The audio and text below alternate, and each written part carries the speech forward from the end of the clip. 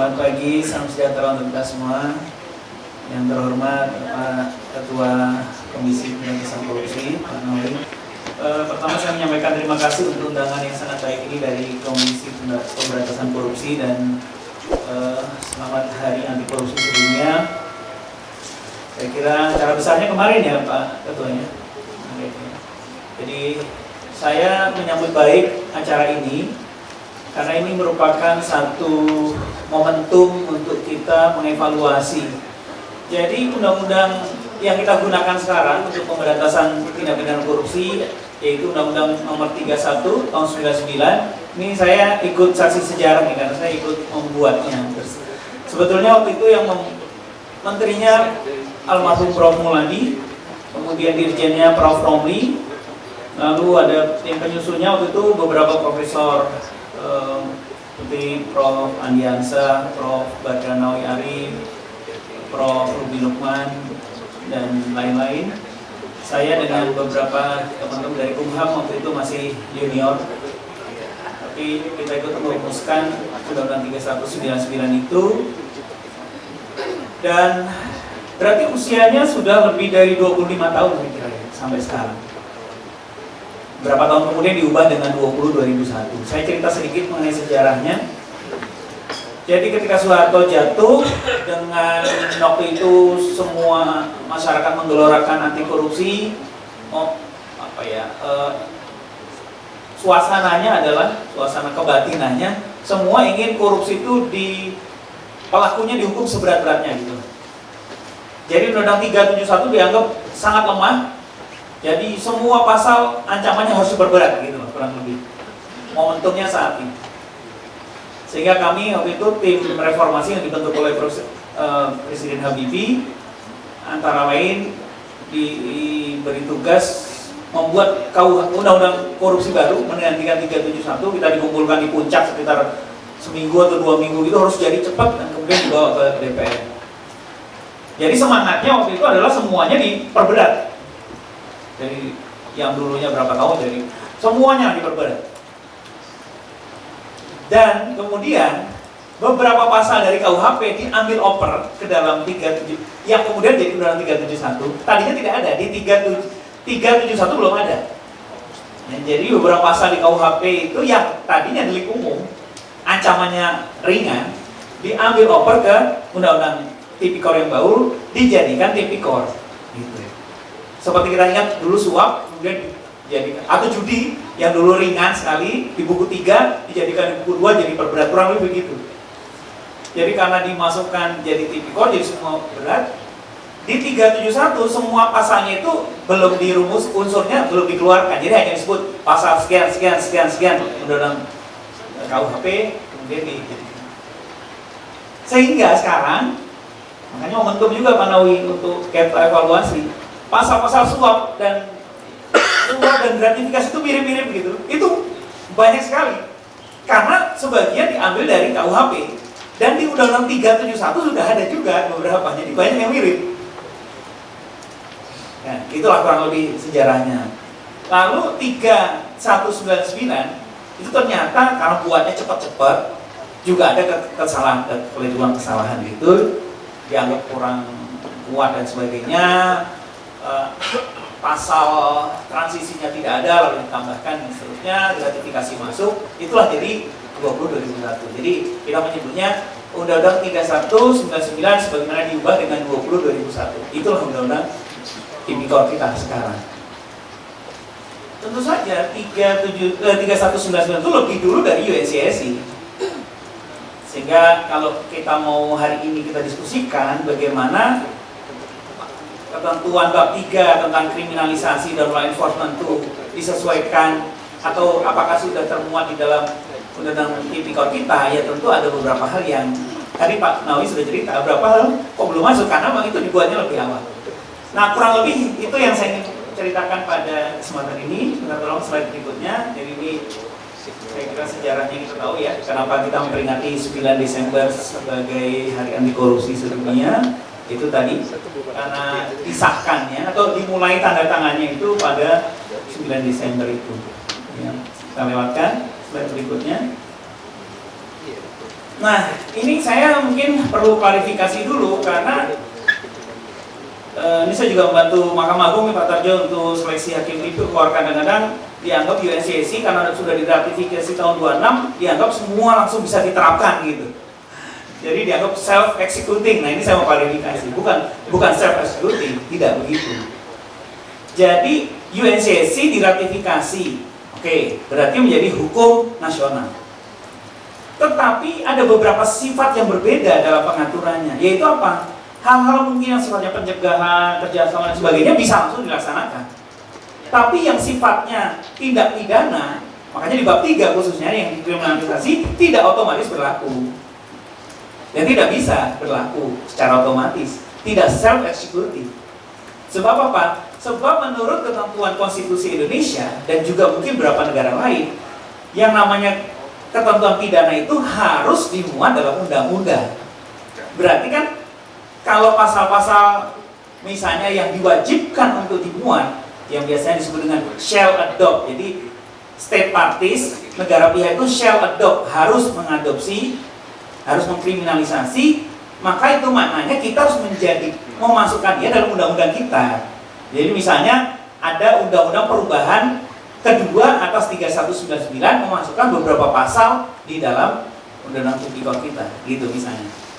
Ya tadi yang disebut Pak Nawawi misalnya illicit enrichment, trading in influence, bribery in private sector dan sebagainya itu harus dimasuk, tidak bisa langsung digunakan. Makanya tadi ketika zaman Pak Nawawi menjadi hakim ada beberapa kasus yang sebetulnya sifatnya itu trading in influence. Ada beberapa kasus lain saya perhatikan itu memang trading influence, tapi karena nggak ada pasalnya, tentu sesuai dengan asas legalitas dan tadi yang saya katakan tidak self executing, jadi harus dimuat dalam undang-undang kita. Maka tentu Pak JPU harus cari ya, Pak Jaksa baik di KPK maupun di Kejaksaan Agung harus nyari pasal apa yang atau fakta-fakta apa yang cocok dengan kasus itu. Ya, cari suap ada suap, cari gratifikasi ada gratifikasi, karena mau pakai illicit enrichment enggak, pakai trading influence enggak bisa gitu. Kalau didakwakan juga ya pasti dibebaskan. Itulah kurang lebih. Jadi sekarang mungkin acara hari ini kita akan diskusikan apakah seberapa urgen dan bagaimana kira-kira implikasinya kalau kita atur beberapa yang dianjurkan tadi, makanya bahasanya itu di UNCAC shall, jadi tetap wajib juga sebetulnya, tapi shall consider adopt, jadi bukan shall adopt, bukan diwajibkan mengadopsi, tapi shall consider adopt. Jadi wajib, tapi wajibnya wajib dipertimbangkan. Jadi UNCAC ini ada beberapa tema utama, yaitu prevention, pencegahan, kriminalisasi, dan kemudian cooperation, kerjasama. Yang kita bahas khususnya aktor yang diberikan ke saya adalah soal kriminalisasi, yaitu di bab 3 UNCAC, ya, di sini criminalization, ya, state obligation under UNCAC. Jadi kewajiban para negara pihak di dalam UNCAC salah satunya adalah kriminalisasi. Ada problem dengan UNCAC ini, kalau secara makro problemnya mungkin banyak ya. Saya kira lembaga-lembaga penegak hukum lebih mengalami ini ya. Misalnya kriminalisasi itu ada distinction between mandatory and optional criminalization. Ada yang shall adopt, ada yang shall consider adopt. Dua. Kemudian no monitoring mechanism or sanction, walaupun tidak ada monitoring mechanism, tetapi setiap berapa tahun ya Pak Nawawi, saya kira ada lembaga-lembaga, negara-negara pihak itu wajib telah melakukan semacam pertemuan rutin membahas itu, ya memang tidak disorot gitu ya, tapi perkembangan dari pelaksanaan UNCAC diperhatikan dari masing-masing negara pihak. Review ya, review per year, 2 tahun. Oh udah, ya, jadi reviewnya ada. Tetapi sanksi, saya kira sanksi secara seperti dalam international crime tidak ada. Ini kan korupsi ini transnational crime, ya, yang ada sanksi bahkan mahkamah internasional, mahkamah pidana internasional atau ICC bisa melakukan penuntutan, pengadilan dan sebagainya itu kan dalam international crime. Kita kan tidak ada untuk korupsi ini. Dan tentu pertanyaan paling besarnya dalam konteks penegakan hukum adalah kan grand corruption dicombated, apakah korupsi yang grand corruption bisa diperangi itu yang.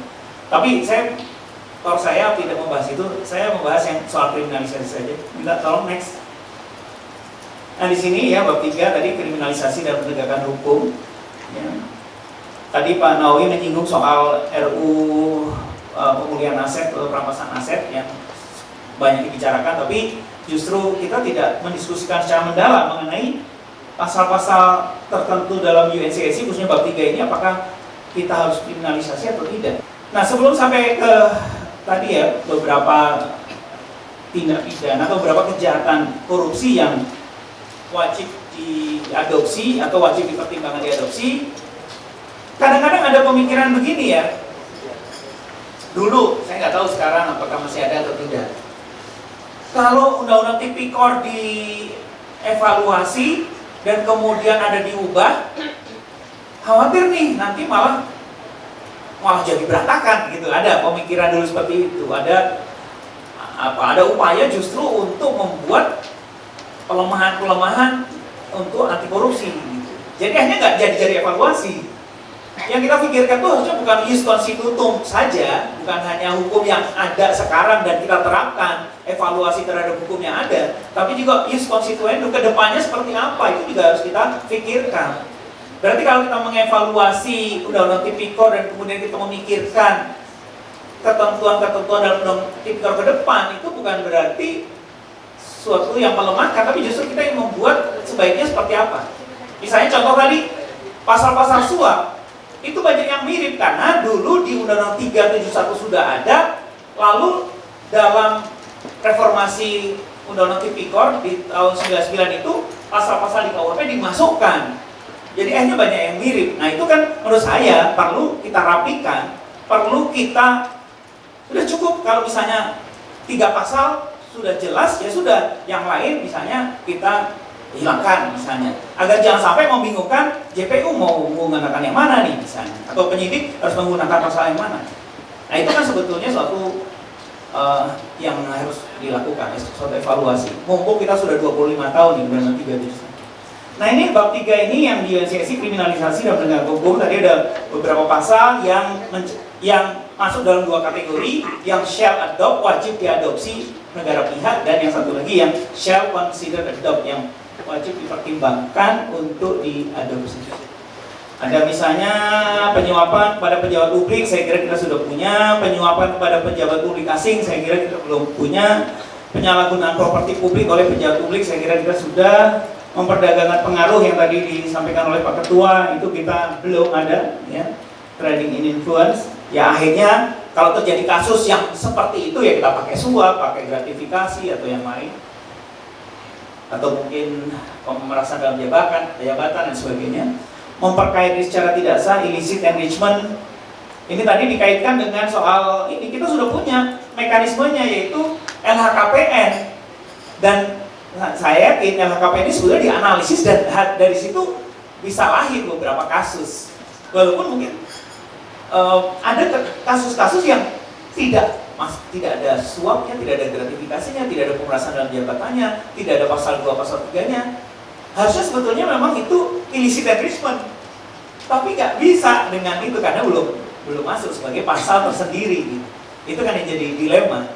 Jadi mungkin pemanfaatan dari analisis terhadap LHKPN jadi ya tidak sangat optimal gitu, walaupun akhirnya lahir sih beberapa kasus yang dari analisis itu.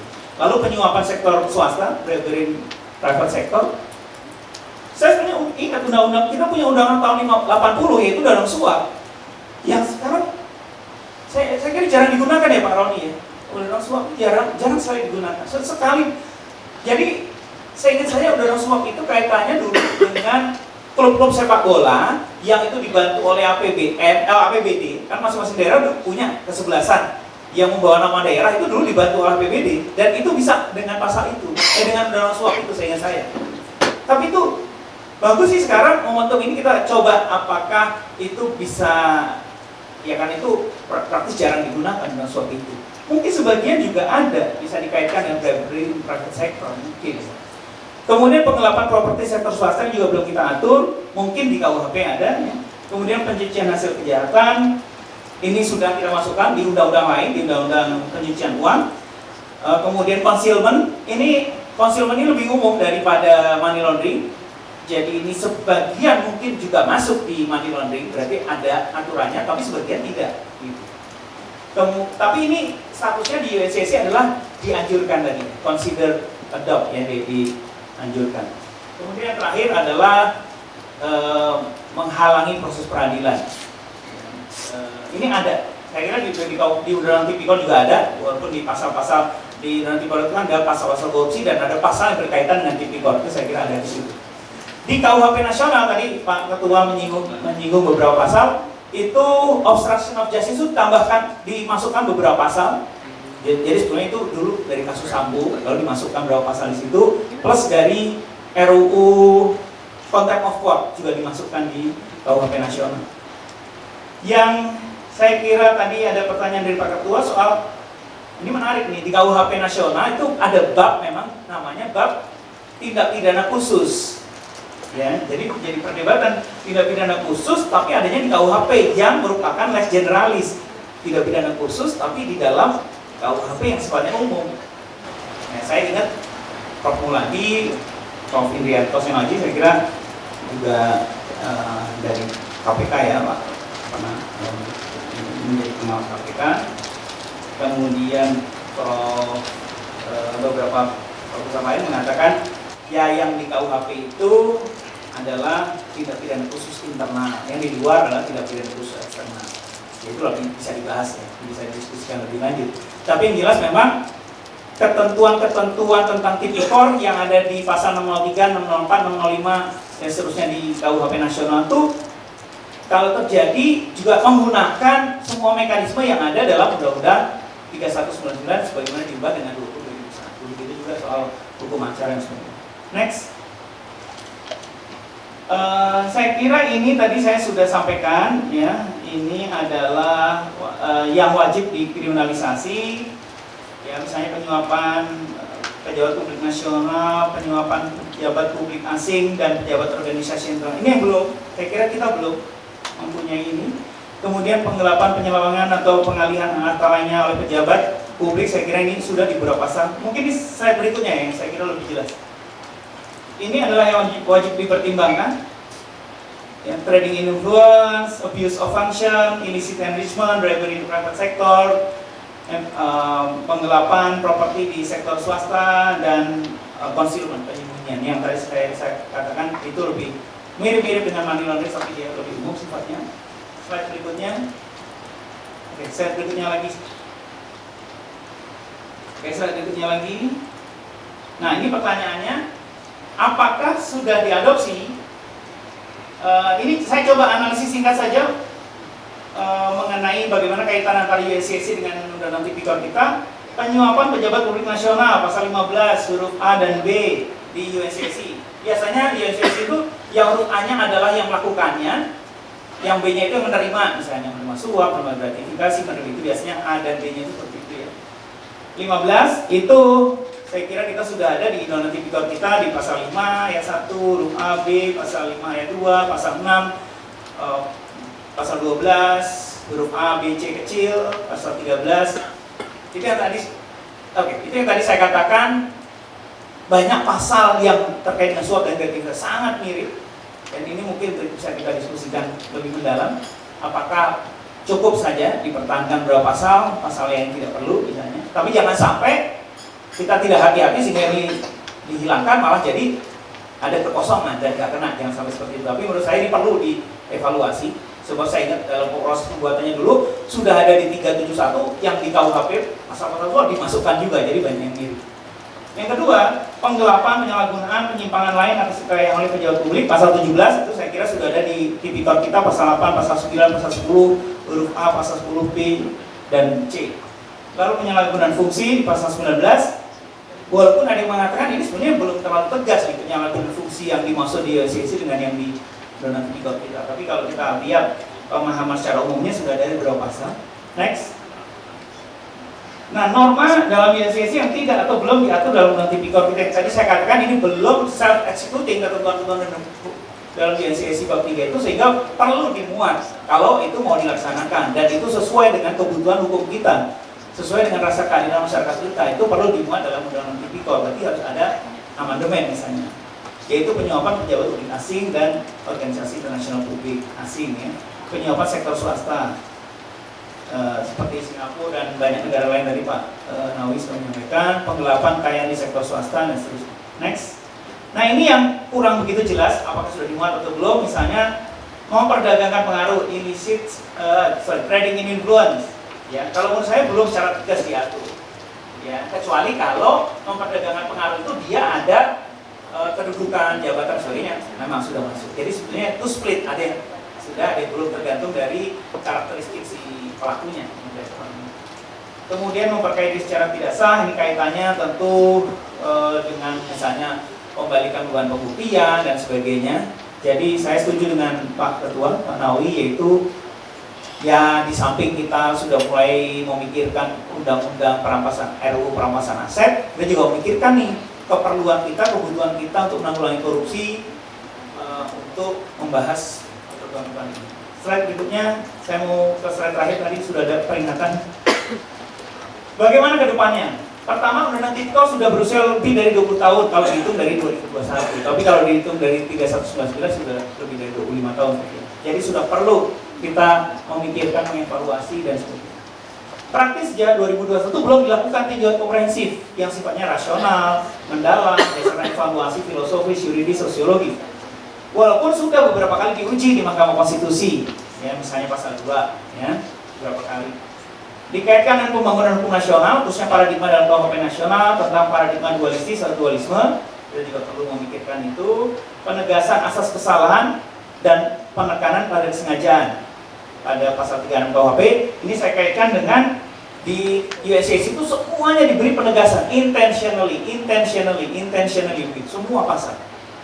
Ya, jadi itu perlu kita pikirkan di dalam proses penegakan hukumnya. Kemudian yang terakhir, pengembalian kerugian keuangan negara, misalnya pasal 4 yang tadi disinggung oleh Pak Ketua juga, lalu pasal 18 Undang-Undang Tipikor, dan kaitannya dengan perkembangan dalam hukum pidana di berbagai negara, khususnya negara-negara common law, misalnya adanya deferred prosecution agreement, adanya non prosecution agreement, ya, kemudian adanya agree written process yang kita sudah lama ada untuk pelanggaran, dan kemudian sekarang tetap diperkuat di dalam KUHP nasional, transaksi, suspended prosecution dan sebagainya.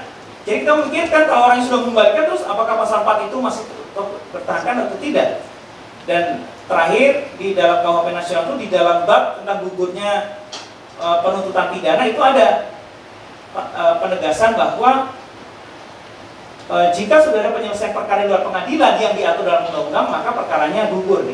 Ya, jadi kalau misalnya ada undang-undang, ya, kalau restoratif justice sudah ada, tapi yang di luar restoratif justice, karena tidak semua penyelesaian perkara di luar pengadilan itu dengan RJ, banyak yang bukan dengan RJ, misalnya DPA dan sebagainya. Kalau sudah diatur pengembalian itu tidak perlu dituntut, maka tentu ini harus menyesuaikan.